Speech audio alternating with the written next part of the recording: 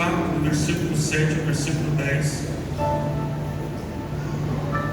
diz assim: levantai, ó portas, as vossas cabeças, levantai-vos, ó entradas eternas, e entrará o Rei da Glória. Quem é este o Rei da Glória? O Senhor forte e poderoso, o Senhor poderoso na guerra. Levantai, ó portas, as vossas cabeças, levantai-vos, ó entradas eternas, e entrará o Rei da Glória. Quem é este o Rei da Glória? O Senhor dos Exércitos. Ele é o Rei da Glória. Amém? A gente queremos usar, ou iremos usar esse texto para a gente falar um pouco do ministério do Senhor Jesus. Jesus, ele teve um período de 3 anos e meio do seu ministério aqui na terra. Na totalidade, Jesus viveu 3 anos e meio, de 3 anos a 3 anos e meio.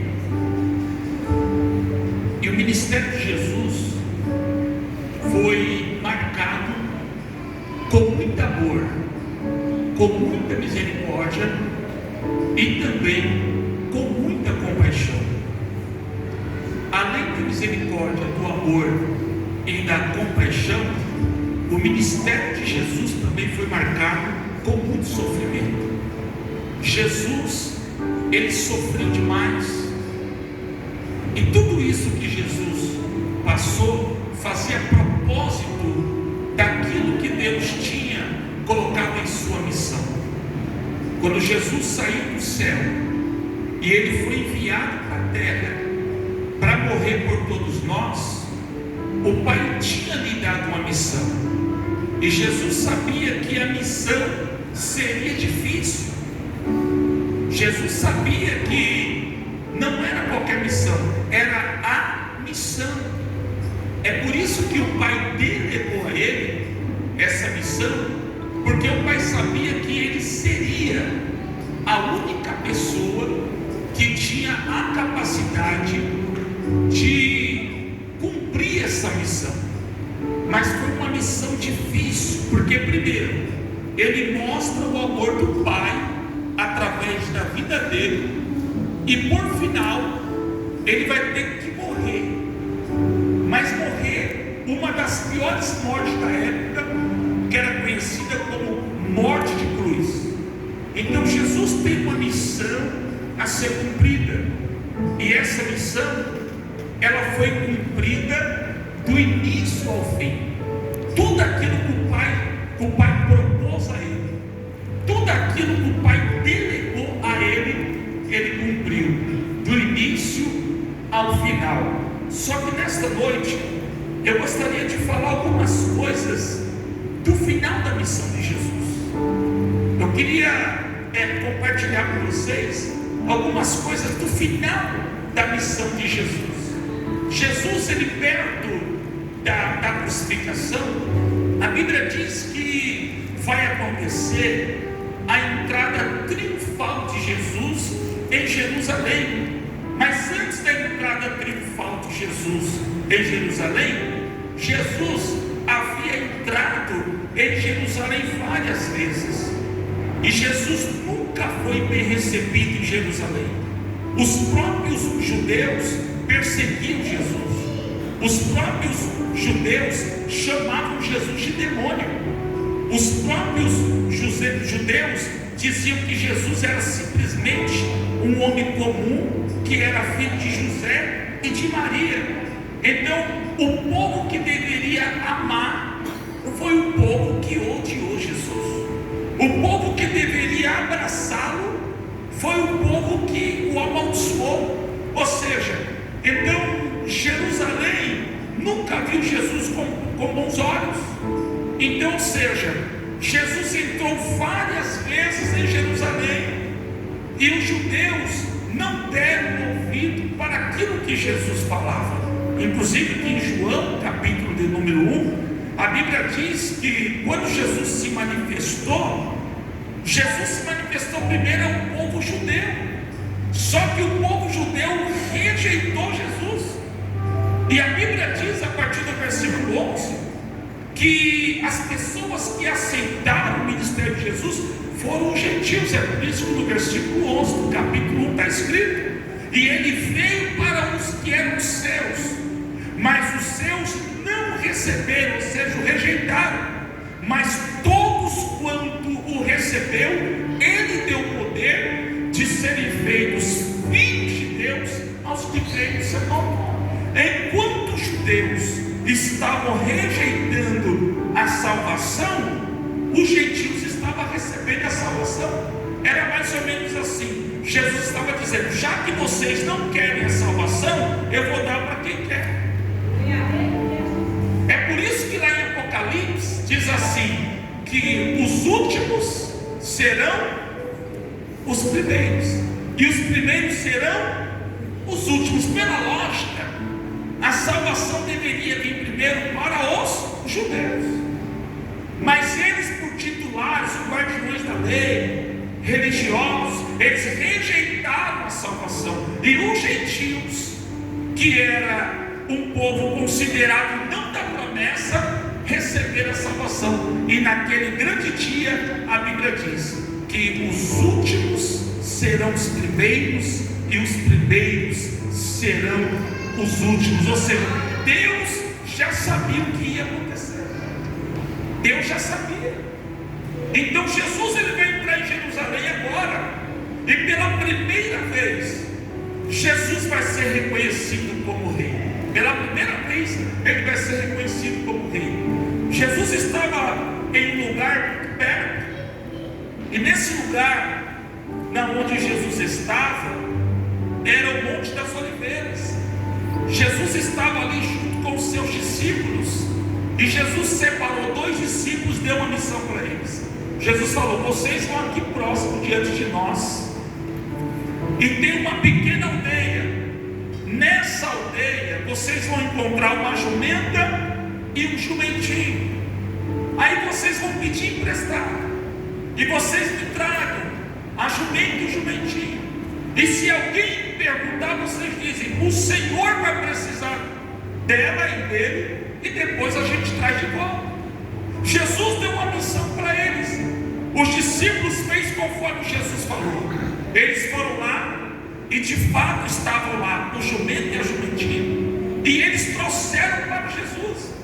Aí a Bíblia diz que Jesus, ele montou sobre o jumentinho, e Jesus, ele vai entrar em Jerusalém. Quando Jesus está entrando em Jerusalém, a Bíblia diz no Evangelho de São Mateus, capítulo 21, versículo 4 e 5, que vai se cumprir uma profecia bíblica. Porque o profeta dizia que quando o Senhor entrasse em Jerusalém, assentado sobre um jumentinho ou uma jumenta, dependendo da tradução, a Bíblia diz que era o momento que todos iriam reconhecer ele como rei. Diz assim, Mateus 21, 4 e 5: ora, tudo isso aconteceu para que se cumprisse o que foi dito pelo profeta, que dizei à filha de Sião: eis que o teu rei aí te vem, humilde e assentado sobre uma jumenta e sobre um jumentinho, filho de animal de carga.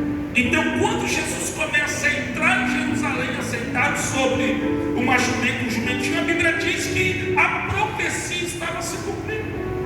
E no momento que a profecia estava se cumprindo, na medida que Jesus ia entrando na cidade, quando o povo judeu, uma parte do povo judeu que estava na cidade, começa a ver Jesus entrando sobre o jumentinho, eles começam a reconhecer Jesus como rei. E a Bíblia diz que as mulheres começam a pegar suas vestes, seus aventais, e começam a forrar o caminho da onde Jesus ia passando. Quem estava com os aventais começaram a tirar o ramo das árvores e começam a colocar no caminho como gesto de humilhação, de adoração a Ele. E na medida que Ele vai passando, as pessoas começam a reconhecer Ele como Rei. As pessoas começam a chamar de Hosana, que era uma forma também de adorar o nome do Senhor Jesus. E pela primeira vez, Jesus estava sendo reconhecido pelo povo que rejeitou Ele, pelo povo que não recebeu a salvação, pelo povo que blasfemou, pelo povo que chamava Ele de demônio. E o povo agora estava reconhecendo Jesus como Rei. Por quê? Porque Jesus estava no final da sua missão. E se Deus escreveu através dos profetas que Ele ia ser reconhecido como Rei, ninguém ia impedir disso acontecer, porque aquilo que Deus fala acontece. É por isso que a palavra diz: passarão os céus e a terra, mas a palavra de Deus, ela não passa. Aquilo que está escrito na palavra de Deus permanece para sempre. Vai passar muitas coisas, passa-se o tempo, passa-se as épocas, passa-se as gerações, mas aquilo que está escrito na palavra permanece para sempre. Então Jesus, ele entra, é reconhecido como Rei. Antes da crucificação, a Bíblia diz também que depois que Pedro é avisado, Jesus, ele vai realizar a última ceia antes da crucificação. E nessa última ceia, antes dele ceiar, eles não tinham lugar apropriado para cear. Então os discípulos perguntaram: Senhor, onde a gente vamos fazer a ceia? Nem eles sabiam que era a última ceia, mas eles perguntaram: Senhor, onde nós iremos fazer a última ceia? Aí Jesus disse: vocês vão perceber aqui que Jesus sempre sabia, ou seja, ele tinha a revelação de tudo, ele sabia tudo que ele ia fazer. Assim como ele falou da jumentinha, ele falou para os discípulos também: vocês vão na cidade, vai chegar lá, vai encontrar um homem, vocês vão pedir a casa desse homem emprestada, eles vão emprestar essa casa para vocês, e nós vamos fazer a ceia. Os discípulos foram, arrumaram a casa, prepararam a ceia do Senhor, e a Bíblia diz que todos se assentaram na mesa, todos estavam felizes, todos estavam alegres, mas de repente, naquela mesa, diante daquele gesto tão maravilhoso que era cear, que era um momento de comunhão, Jesus olha para os seus discípulos e diz: um de vocês que estão aqui na mesa, ou que está aqui na mesa comigo, é aquele que vai me trair. No momento que Jesus fala que um que estava na mesa seria alguém que iria traí-lo, todos que estavam ali ficam preocupados. Todos que estão ali começam a criar um ponto na mente ali: mas quem será que é o traidor? E todos que estavam ali queriam saber quem era que ia trair. E aí o próprio Jesus diz que, olha, aquele que pegar comigo a mão no pão, e ele vai pegar, e quando ele comer, nesse caso que ele vai comer, Satanás vai entrar nele. Então Jesus já estava dando sinais de que ele seria um traidor. E quem foi lá e colocou a mão no pão? Judas. Judas, ele se identificou. Jesus só deu sinal, ele foi lá e ele provou que ele era um traidor. Mas até aí está tudo tranquilo, porque o fato de Jesus revelar quem seria o traidor, aquilo ali não estava trazendo uma condenação a Judas. A condenação foi um caminho que Judas escolheu para seguir. Jesus simplesmente está falando que alguém que estava ali ia entregar ele, alguém E a Bíblia diz que assim que passou a ceia, Jesus, ele chama Pedro e os dois filhos de Zebedeu. Então Pedro, juntamente com os filhos de Zebedeu, vai até o jardim do Getsemane. Por quê, pastor? Porque Jesus estava sentindo a ânsia da morte. Jesus estava sentindo que era chegado o momento da crucificação. Jesus estava sentindo uma tristeza profunda. Jesus estava sentindo um sentimento ruim, um sentimento negativo. E Jesus, na forma humana, ele tem a necessidade de orar. Ele tem a necessidade de buscar ao Pai. Oh, irmãos, imagina se Jesus, como homem, como ser humano, ele tem a necessidade de orar. Imagina nós. Jesus está tão triste que ele falou para os discípulos: eu preciso tirar um período de oração, mas eu não quero ir sozinho, eu quero que vocês vão comigo. Então Jesus vai lá e pegam 3 e eles vão para o jardim de Getsemane orar. E no momento que eles estão orando ali no coletivo, a alma de Jesus começa a se entristecer de uma forma tão terrível que Jesus precisava falar algumas coisas para o Pai, mas ele não tinha coragem de falar na presença dos seus discípulos. Então Jesus pede para que os seus discípulos ficassem ali enquanto ele ia se afastar um pouco para orar. Então eles pedem: olha, vocês ficam aí que eu vou orar ali um pouco. E aí quando ele se afasta dos discípulos, que ele começa a orar, Jesus abre o coração para o Pai. E ele começa a orar, ele começa a falar o que de verdade ele estava sentindo. Ele começa a mostrar o medo que ele estava sentindo. Porque aqui Jesus era 100% Deus e 100% homem. Então ele, sendo 100% homem, ele sentiu medo. Ele sentia medo, ele sabia do que ia acontecer.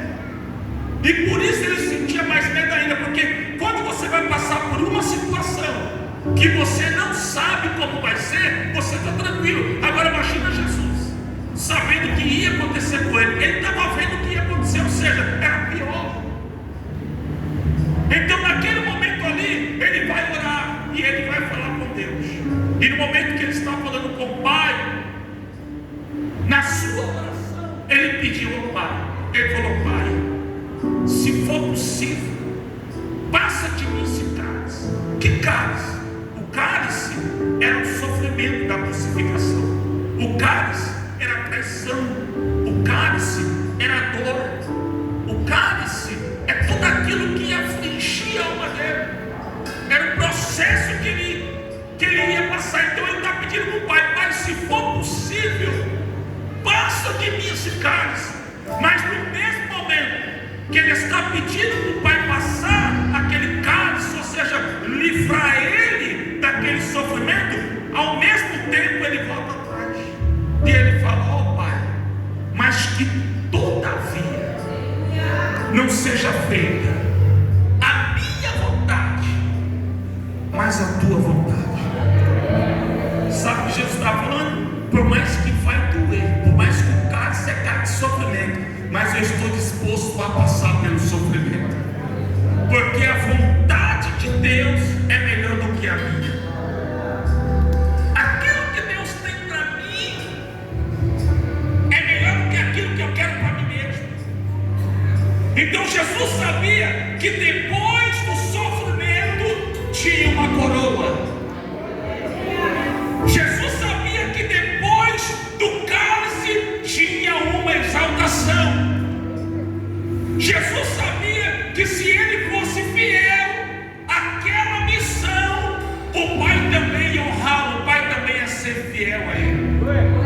Então Jesus estava disposto a passar por todo o sofrimento, porque ele entendeu que essa era a vontade de Deus. A Bíblia diz que quando Jesus sai do jardim de Getsemane, enquanto Jesus passa aquele período orando dia para o outro, na madrugada, Judas já estava negociando a entrega de Jesus. Enquanto Jesus estava orando para Deus levar ele no cálice, Judas já estava negociando. Judas já estava na mesa com as autoridades, dizendo: eu sei de onde ele está, eu sei como encontrar ele, eu dou ele na mão de vocês. Como vai ficar esse negócio aí? Aí eles negociaram os valores, e a Bíblia diz que Jesus foi vendido por 30 moedas de prata. Estava tudo tranquilo, Jesus estava orando.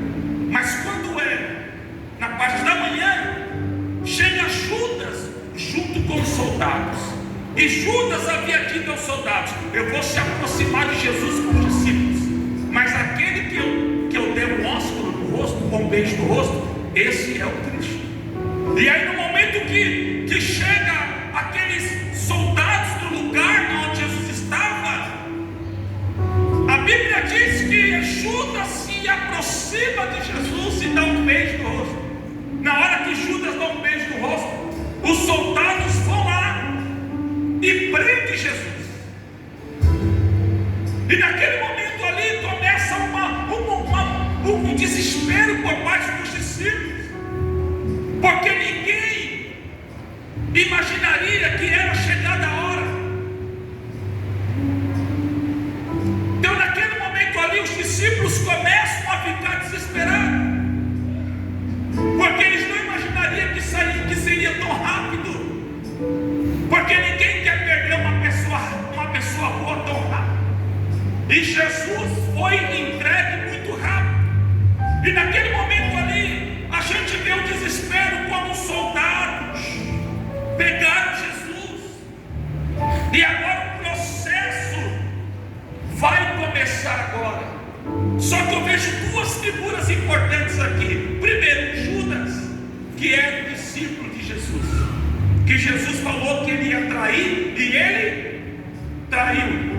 Outra figura importante que eu vejo aqui é a figura de Pedro, porque Jesus falou que Pedro ia negar e Pedro negou. Ou seja, nós estamos diante de duas pessoas que faziam parte da equipe de Jesus. Um Jesus falou que ia trair e traiu, outro Jesus falou que ia negar e negou. Qual a diferença que a gente vê aqui? Nenhuma. Porque os dois erraram, os dois traíram, os dois negaram, os dois decepcionaram Jesus, os dois cometeram erros, mas também os dois vão ter a mesma oportunidade. Porque quando Judas ele traiu, ele tem uma atitude. Que atitude é essa? A Bíblia vai nos mostrar que quando ele traiu Jesus, ele teve remorso. E o que é o remorso? Quando a pessoa era tomada de um sentimento de remorso, é quando a pessoa ela fez algo de mal com outra pessoa, denigriu a imagem, ou caluniou, ou brigou, ela fez alguma coisa com a outra pessoa. E o que é o remorso? O remorso é quando você olha para a pessoa que você ofendeu, e você olha para aquela pessoa e você pensa assim: aquela pessoa é gente boa, é uma pessoa de bem, por que eu fiz aquilo com aquela pessoa? E o que é o remorso? O remorso é quando você olha para a pessoa e você tem dó da pessoa. Você feriu a pessoa, você maltratou a pessoa e você tem dó da pessoa. O remorso não faz você olhar para dentro de você, faz você olhar para dentro da pessoa.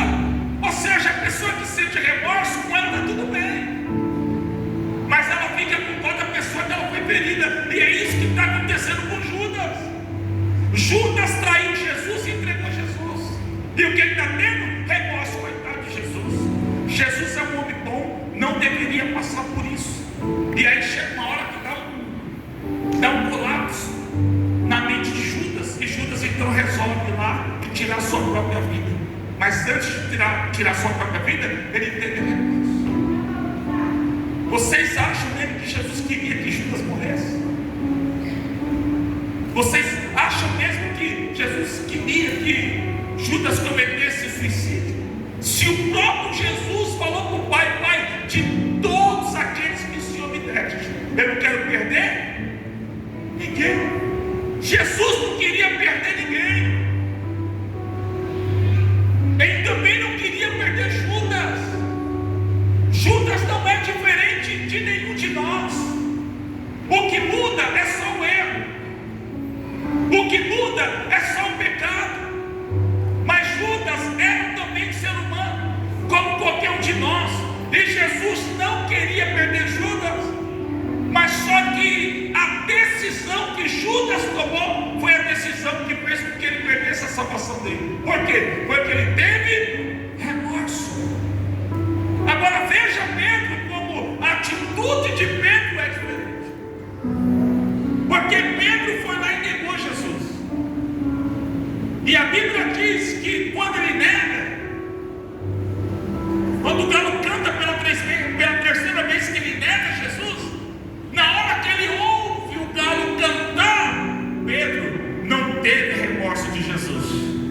Pedro teve arrependimento. E o arrependimento é diferente.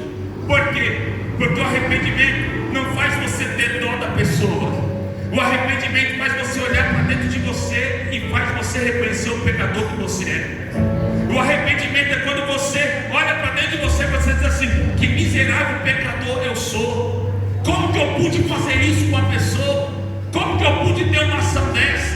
Então o que é o arrependimento?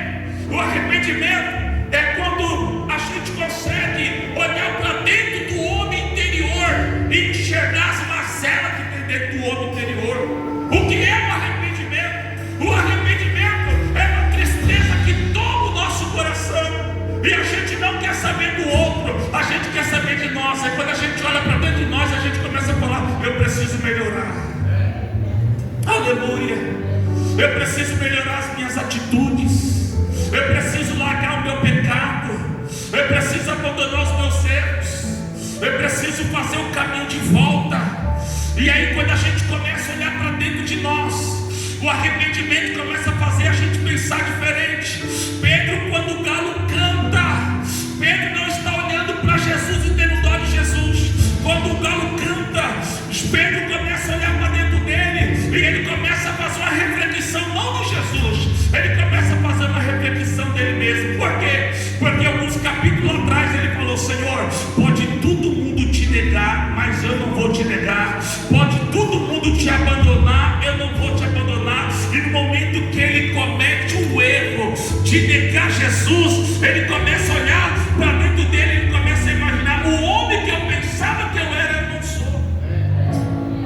Aquele homem machão, aquele homem autoritário, aquele homem que se garantia, aquele homem que pensava que não ia errar, no momento que ele errou, ele está olhando para dentro dele e está dizendo: não, eu não sou isso tudo.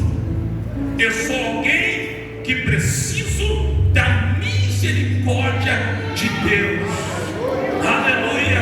E quando Pedro ele se arrepende, ele consegue achar um lugarzinho de retorno. Por quê? Porque o remorso te afasta de Deus, mas o arrependimento te traz para perto dele. Pastor, mas eu cometi os piores erros. Não tem problema, você pode ter cometido os piores erros, mas quando você encontra o arrependimento, os erros que você cometeu diante da presença de Deus não é nada, porque o remorso nos afasta de Deus, mas o arrependimento nos traz para perto. É por isso que o tema do cristianismo que Jesus mais pregou, que João Batista mais pregou, que o apóstolo Paulo mais pregou, foi o tema: arrependei-vos.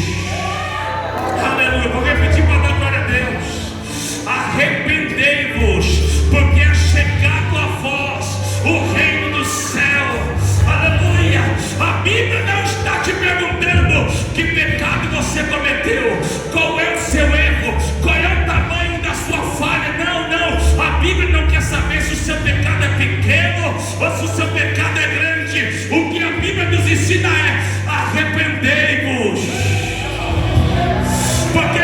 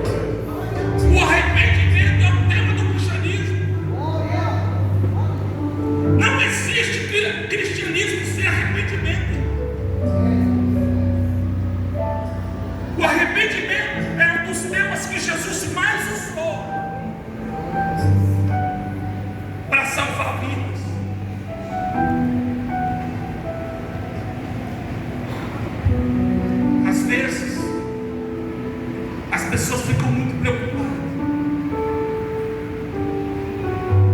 com questões de confessar pecados, de se alinhar com Deus, o que os outros vão falar de mim, o que os outros vão pensar de mim. E esse tipo de pensamento vai a cada dia te afastando de Deus, porque às vezes você até pensa em se retratar, você até pensa em se alinhar com Deus, mas o seu problema é que você fica pensando naquilo que as pessoas vão pensar a seu respeito. Charles Spurgeon tem uma frase muito conhecida que diz assim: que o escândalo do nosso arrependimento precisa ser maior do que o escândalo do nosso pecado. Então o arrependimento, ele precisa ser maior do que o nosso pecado. O arrependimento, ele precisa gritar mais do que o nosso pecado. Então aqui a gente está diante de duas pessoas: Judas, que perdeu a salvação porque decidiu ter remorso e não arrependimento. E nós temos aqui Pedro, que com todas as falhas, ele decidiu ter arrependimento e não remorso. Então a decisão é nossa. É eu que vou decidir a minha salvação. É você que vai decidir a sua salvação. Deus colocou diante de nós duas portas: a porta larga e a porta estreita. Quem vai decidir somos nós.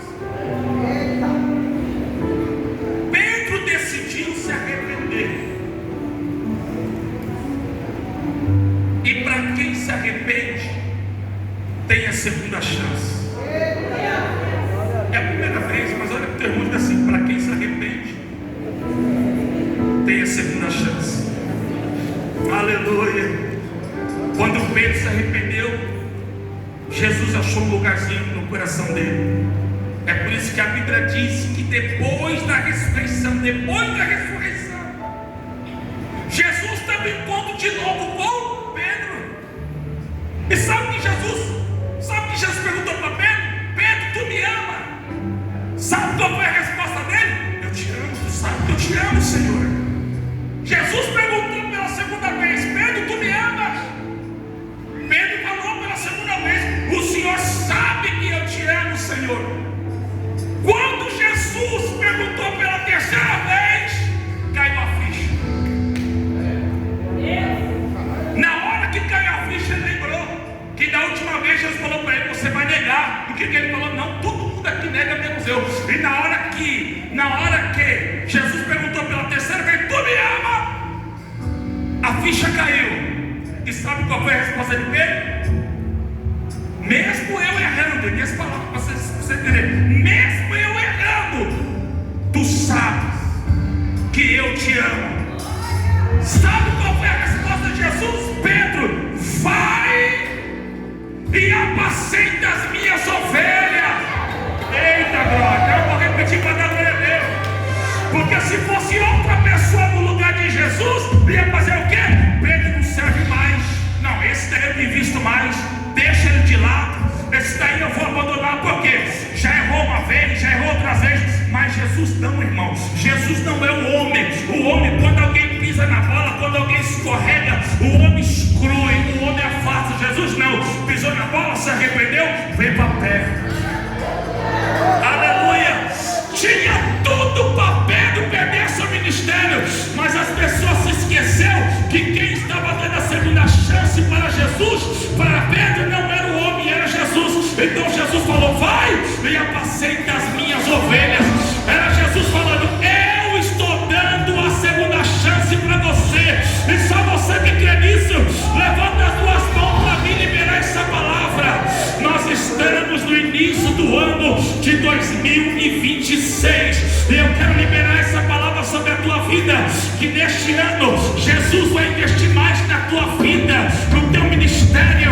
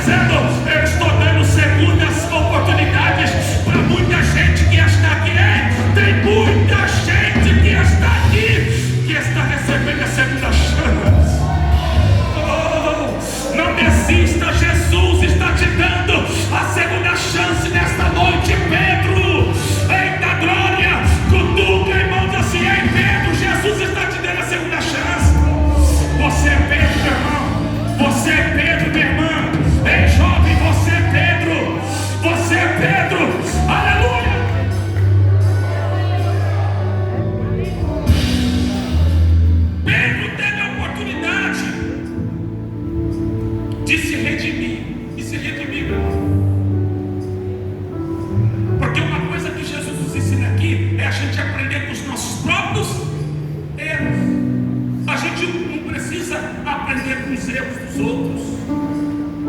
A gente pode aprender com os nossos próprios erros. E Pedro aprendeu com seus próprios erros, e por isso ele se tornou o homem que ele foi, um homem de Deus, um homem cheio do Espírito Santo, um homem que no seu primeiro sermão ganhou 3.000 almas para Jesus, um homem que no seu segundo sermão ele ganhou 5.000 almas para Jesus. Pense alguém no começo do seu ministério, tem na sua igreja 8.000 novos convertidos. Esse homem foi Pedro, um homem cheio do Espírito Santo, que mudou a vida dele, porque ele teve coragem de se arrepender.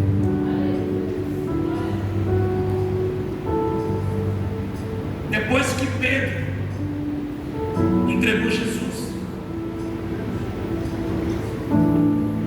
Jesus está na mão das autoridades.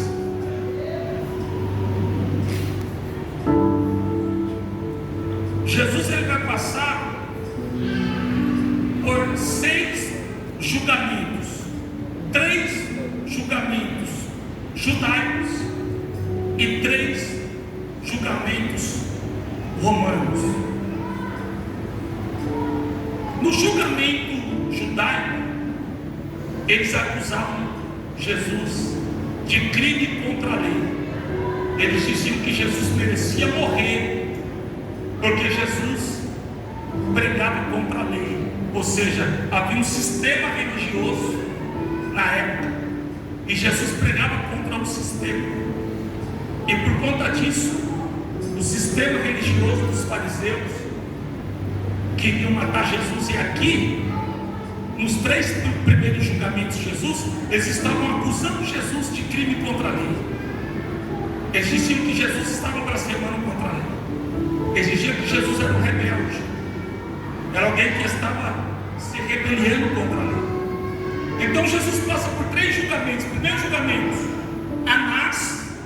Segundo julgamento, Caifás.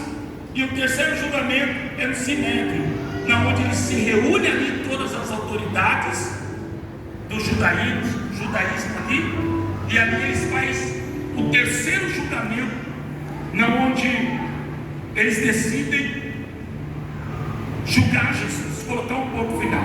Só que eles eram uma autoridade religiosa, então eles se decidem ali que Jesus errou, que Jesus pecou, que Jesus falhou, porque cometeu crime contra a lei na mente deles. Então eles decidiram, ele errou e pronto, acabou. O que nós vamos fazer? Vamos pegar Jesus agora e vamos entregar ele para a autoridade da terra, a autoridade política, que eram os romanos. E aí então eles entregaram Jesus para a autoridade política, para ser julgado. Essa autoridade política, que eram os romanos, eles vão julgar Jesus também. Jesus vai passar por 3 julgamentos. O primeiro julgamento é de Pôncio Pilatos. Só que quando Jesus estava com ele, a Bíblia diz que de uma noite para outra, quando Jesus fica preso sob o poder de Pilatos, a mulher de Pilatos tem um sonho, e naquele sonho Deus usou aquele sonho para mostrar para ela que Jesus era justo, era inocente. E quando a mulher acorda de manhã, ela chega para Pilatos e ela fala: olha, eu não sei quem é esse homem que vocês estão julgando, mas nessa noite eu tive um sonho com ele, e uma coisa eu posso te afirmar: ele é inocente. Na hora que a mulher de Herodes fala que Jesus é inocente, o que ele faz? Ele tira. E aí ele pega Jesus e envia Jesus para Herodes. E quando Pilatos envia Jesus para Herodes, Herodes também não quis julgar Jesus, mas ele começou a zombar de Jesus. Ele começou a fazer chacota de Jesus. Então ele zombou, ele humilhou, ele ameaçou. E depois o que ele fez? Eu vou voltar para Pilatos, porque Pilatos não tinha que dar a palavra momento em que Jesus está voltando para Pilatos, de um dia para o outro, antes do julgamento final, que agora seria o final, o julgamento ao público, porque o primeiro julgamento, Jesus não foi julgado, foi Pilatos, que a mulher dele teve o sonho. Depois Herodes não quis julgar, voltou para ele. Quando volta a terceira instância, então vai para o público. Vai para o público. No momento que Jesus volta para Pilatos, que não tinha mais como recorrer, Pilatos lavou as mãos, a Bíblia diz. Por quê? Pilatos falou: eu não vou matar esse justo, eu não vou matar esse inocente, então eu vou levar ele para o julgamento popular.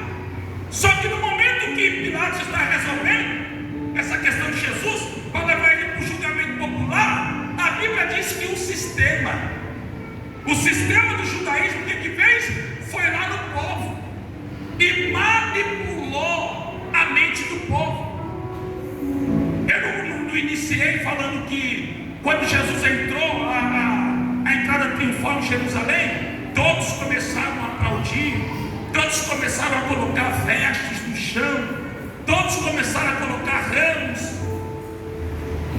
Esse mesmo povo está sendo manipulado agora para quê? Para condenar Jesus. O sistema judaico vai atrás do povo e diz: olha, o julgamento de Jesus vai ser público. Quem é que vai julgar Jesus? Vai ser vocês, o povo. Então, na hora que Pilatos, eles trazerem para Barrabás e pedir para vocês escolher se solta Jesus ou Barrabás, vocês vão gritar: solta Barrabás e crucifica Jesus. Ou seja, o povo foi manipulado. E aí, quando no dia seguinte que Jesus vai para o julgamento público, quando Pilatos faz a pergunta, o povo já estava com a mente manipulada. Então, quando ele fez a pergunta, o povo falou: crucifica Jesus e solta Barrabás. Crucifica Jesus e solta Barrabás. E assim acabou o julgamento de Jesus.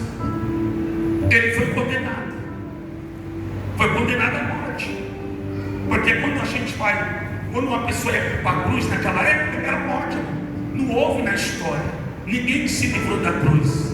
A cruz era uma pena de morte, é igual uma cadeira elétrica. Então condenaram Jesus. Pegaram Jesus, irmãos, e além dele morrer, levar ele para morrer na cruz, o sofrimento de Jesus foi pior do que os outros. Só porque foi pior do que os outros? Porque a história diz, também algumas bíblias de estudo relata isso, que Barrabás, ele era um homem maior do que Jesus, e estava praticamente certo que naquela semana da Páscoa quem ia morrer era Barrabás. Então já tinha até feito a cruz de Barrabás. E como Barrabás ele era maior do que Jesus, então, ou seja, as cruzes daquela época, na cruz já tinham os buracos marcados, para que você pegasse aqueles pregos de 15 centímetros e você varar na mão da pessoa e já entrar no buraco que já estava marcado na cruz. Então, no momento que pegam Jesus e vão colocar ele na cruz, para que ele possa fazer aquela trajetória andando até o Gólgota, do lugar onde vai ser crucificado, irmãos, quando Jesus cai, que o sirineu vai ajudar ele cai porque ele está andando também com o corpo todo esticado. Porque quando pegam a mão de Jesus no lado da cruz, quando pega a outra para esticar do outro lado, ou seja, eles vão ter que esticar tanto que Jesus tem dificuldade até para respirar. Agora você imagina a tortura que foi. Mas enfim, pegaram ele e colocaram na cruz. E a Bíblia diz que agora Jesus está lá. Jesus foi crucificado 9 horas da manhã. 9 horas da manhã, Jesus está sendo colocado lá, junto com mais 2 malfeitores, um à direita e o outro à esquerda. O sofrimento estava apenas começando. Na medida que vai passando as horas, o sol vai esquentando desconforto vai aumentando, porque além das dores que você está sentindo, você agora está exposto ao sol, e o sol estava tão quente a ponto de Jesus descer, e alguém tem a ousadia de humilhar e pegar vinagre e colocar para ele beber, de tão calor que já estava. Conforme vai passando as horas, Jesus pendurado naquela cruz, chega uma hora que Jesus abaixa um pouco a cabeça, dando a impressão que vai desmaiar. Por quê, pastor? Porque ele estava todo esticado numa cruz que não era dele, e ainda estava exposto ao sol e com muita sede. E a Bíblia diz que naquele momento um debate começa lá na cruz, porque o bandido começa a se revoltar com aquela situação, e o bandido começa a olhar para Jesus e começa a blasfemar, dizendo: ei, se você realmente é o rei dos judeus, por que você não desça da cruz e salva a ti mesmo e a nós, e nós vamos crer que você é o Cristo? Um começa a blasfemar, e Jesus, naquela situação que ele estava ali vivendo, ele fica calado, ele não se defende. E na medida que o bandido que estava na esquerda começa a murmurar contra ele, a Bíblia diz que o da direita compra a briga de Jesus. Aleluia! Jesus estava calado, mas enquanto ele estava calado, o bandido da direita começa a defender ele. O bandido da direita olha para o companheiro e diz: ei, companheiro, eu e você merecemos estar aqui por causa dos nossos pecados, porque eu e você somos malfeitores, nós erramos, nós aprontamos, então nós merecemos estar aqui. Mas esse que está aqui no nosso meio, ele é justo, ele não merece estar aqui, ele é justo. Enquanto um blasfemava, o outro defendia Jesus.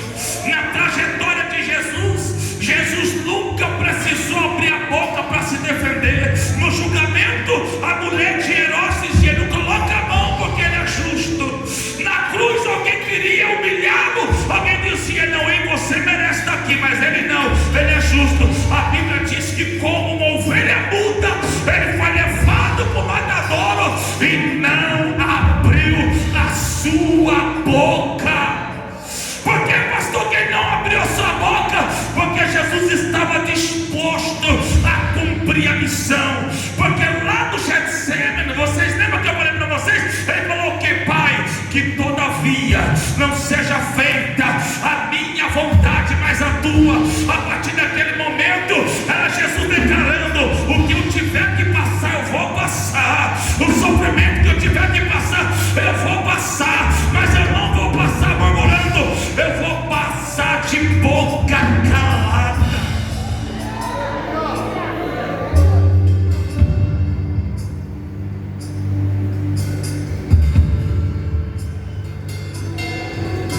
O bandido que estava à direita, que estava defendendo Jesus, depois que ele fez a defesa de Jesus, ele olhou para Jesus e falou assim: Senhor, lembra-te de mim quando o Senhor entrar no teu reino. Jesus olhou para ele e falou: hoje mesmo tu estarás comigo no meu paraíso. Porque Jesus não podia levar ele para o reino, mas Jesus poderia levar para o lugar de descanso, que é o paraíso. Jesus tinha certeza que ele iria morrer naquele dia. Mesmo Jesus sofrendo, o coração de Jesus começa a se alegrar. Só por quê?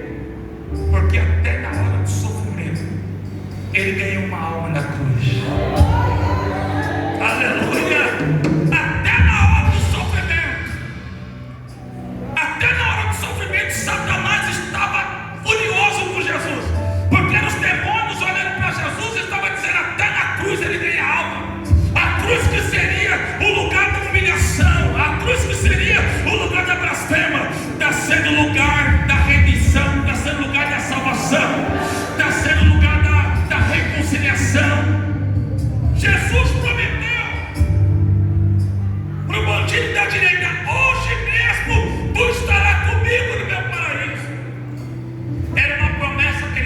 fazenda, irmãos.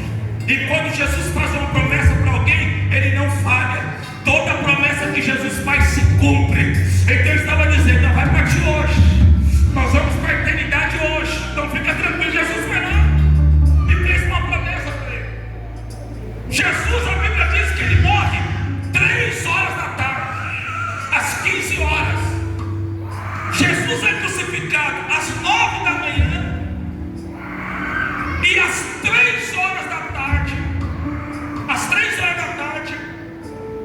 Jesus, ele parte para o mundo espiritual. Ele morre 3 horas da tarde. E no momento que Jesus morre, vai começar a acontecer um cenário do Salmo de número 24. Imagina os anjos que estão no céu. Existem aqueles que guardam o céu do lado de fora, e existem aqueles que guardam o céu do lado de dentro. Os anjos que estavam do lado de fora estavam vendo uma forte luz que estava subindo para a eternidade, lugar do paraíso. No versículo 7 diz assim: levantai, ó portas, as vossas cabeças, levantai-vos, ó entradas eternas, e entrará o Rei da Glória. Os anjos que estavam do lado de fora estavam mandando uma mensagem para os anjos que estavam do lado de dentro. Qual era a mensagem? Levanta as portas eternas, porque está vindo o Rei da Glória. Só que os anjos que estavam do lado de dentro vão dizer: quem é este o Rei da Glória? Por que eles estavam perguntando? Porque até então não era a hora ainda de Jesus comparecer ao céu, porque Jesus ia morrer, Jesus ia ressuscitar, ia passar 40 dias na terra para depois ser levado aos céus. Enquanto o anjo de fora está dizendo: abre os portões celestial para entrar o Rei da Glória, os anjos que estão do lado de dentro estão dizendo: mas não é hora do Rei da Glória vir para cá. Quem é o Rei da Glória que vocês estão dizendo? Aí no versículo 8 vai continuar, que o Rei da Glória, eles vão responder: o Senhor forte e poderoso, o Senhor poderoso na guerra.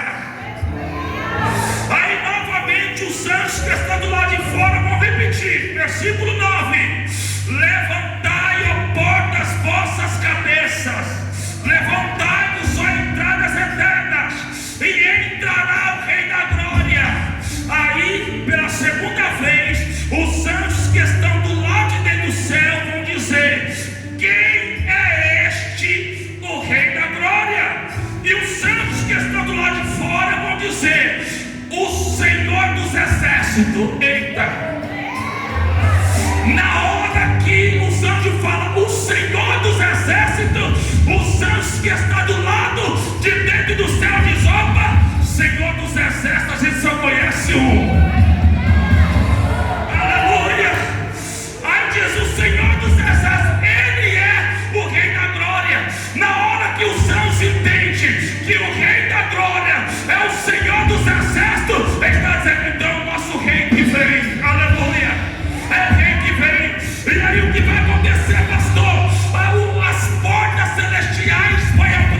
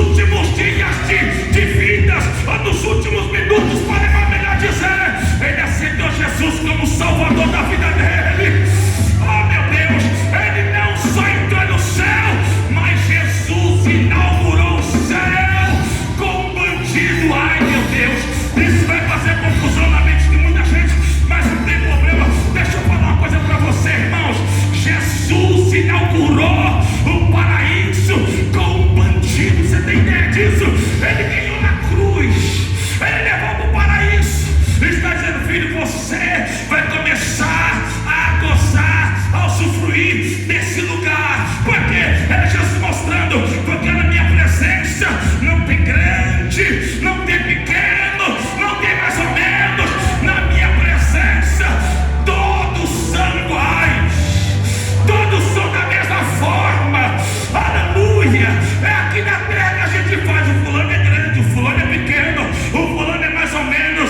Mas lá no céu não, meu irmão. Lá no céu todo mundo é igual. O malfeitor que se arrependeu e foi para o céu vai sentar do lado do pastor, vai sentar do lado do padre, vai sentar do lado da pastora, da missionária.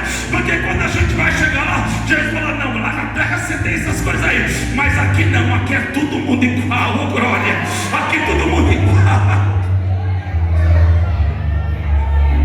É por isso que os discípulos falaram para Jesus: Senhor, a gente quer saber quem é o maior no reino do céu.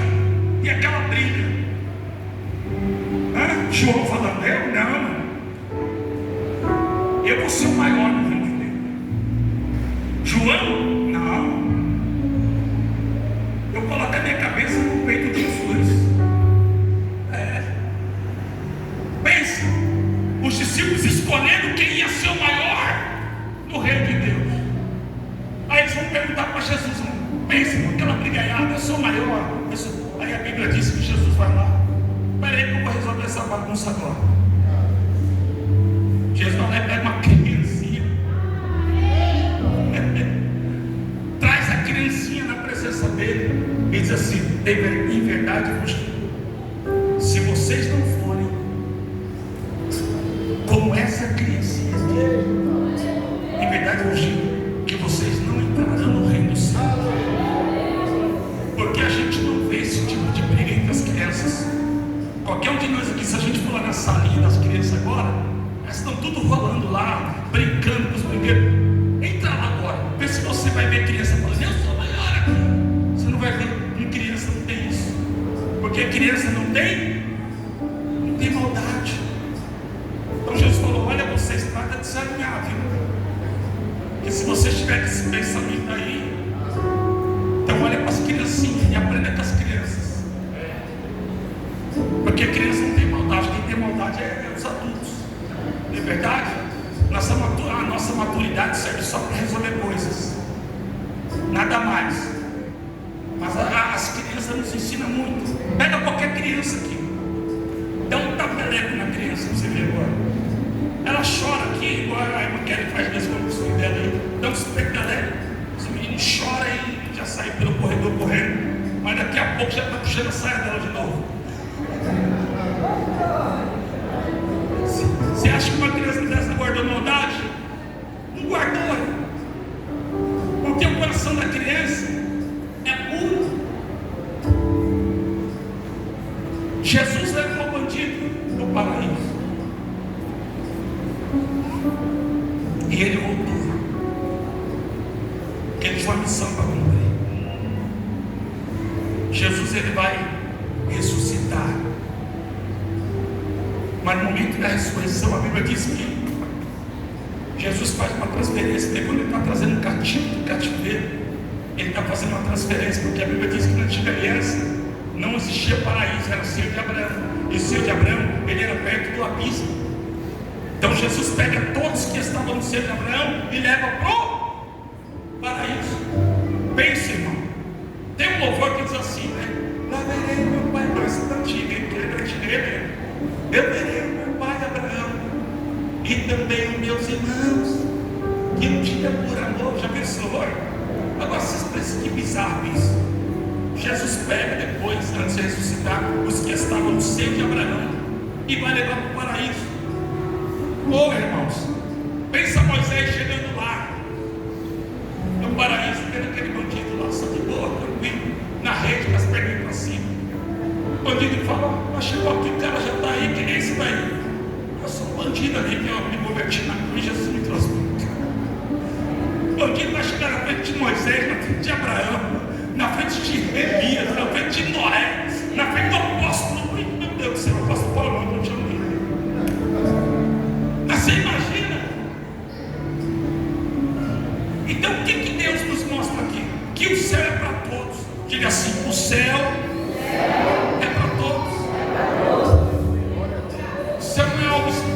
discípulos de um povo, de uma religião, não, irmão. O céu é para todos. Amém? A oportunidade é para todos. Deus não faz acepção de ninguém. Quem faz acepção é o homem, o céu é para todos. Jesus então vai lá, leva o pessoal para o paraíso. E a Bíblia diz então que enquanto estavam fazendo festas, banquetes, estavam se alegrando, os discípulos de Jesus estavam escondidos, porque os discípulos de Jesus estavam com medo. Eles estavam dentro de uma casa trancados, escondidos. Enquanto isso, estavam celebrando, não só em questão do judeu, mas no mundo espiritual também. Os demônios estavam celebrando a morte de Cristo. Mas a Bíblia diz, irmãos, que quando está dando o terceiro dia, a promessa vai se cumprir, porque Jesus havia dito: eu vou morrer, mas vocês me aguardem, porque no terceiro dia eu vou ressuscitar. Enquanto estavam fazendo festa, enquanto estavam celebrando, a Bíblia diz que ao terceiro dia Jesus ressuscita. E quando na parte da manhã do terceiro dia, que era o primeiro dia da semana, que era domingo, Maria, juntamente com as mulheres, vai até o túmulo de Jesus. E quando ela chega lá, a Bíblia diz que havia 2 varões, 2 anjos que estavam no túmulo, e falou para ela: a quem vocês buscais entre os mortos? Ele não está aqui, mas já ressuscitou. Quando ela recebe essa notícia, as mulheres vão celebrar, porque estava se cumprindo a promessa. Ele não está morto, mas ele já ressuscitou. E outra, a Bíblia diz que ele vai receber agora o seu galardão, a sua exaltação. Qual que é, pastor? Quando Jesus cumpre a sua missão, a Bíblia diz que o Senhor dá para ele toda a autoridade. E é por isso que Jesus fala: toda a autoridade foi me dada no céu e na terra. Jesus está dizendo: a partir de hoje eu mando debaixo da terra, eu mando na terra e eu mando em cima da terra. A partir de hoje toda a autoridade foi me dada. É por isso, irmãos, que no nome de Jesus agora toda a autoridade tem que sujeitar. Em nome de Jesus toda a autoridade tem que se curvar. Em nome de Jesus todo joelho tem que se dobrar, porque toda a autoridade foi dada ao nome de Jesus. Aleluia! Nós podemos respeitar qualquer autoridade, mas a autoridade maior é a autoridade do Senhor, porque quando ele ressuscita, a palavra está dizendo: agora ele é o Rei dos Reis, ele é Senhor do Senhor, ele é o Deus Todo-Poderoso, ele é o Senhor dos exércitos. A última palavra agora é dele. Aleluia, é dele. Para alguém ser salvo, tem que aceitar ele como Salvador. Para alguém ser liberto, tem que ser no nome dele. Para alguém ser curado, tem que ser no nome dele. Para alguém receber paz, tem que ser no nome dele. É o nome de Jesus. Aleluia. No mundo de Jesus agora é o nome dele que prevalece. Se coloca de pé, dando glória ao nome do Senhor. Aleluia. E nós estamos aqui por causa do nome de Jesus. Oh, aleluia. E se você entende isso, começa a celebrar ele agora. Todos nós estávamos perdidos, mas a partir do momento que Jesus morreu na cruz, irmãos, ele abriu uma porta, nos dando a oportunidade de salvação. A partir de hoje nós temos essa oportunidade. Eu sei que hoje é culto de Santa Ceia, nós já vamos celebrar a ceia do Senhor. Aleluia. Mas se tiver alguém aqui hoje que precisa se reconciliar com ele, ou se tiver alguém aqui que está com o coração acelerado, falou: pastor, eu quero Jesus hoje na minha vida. Oh, Jesus vai entrar e vai mudar a tua história. Já celebra o Senhor, que tem um irmão aqui, ó.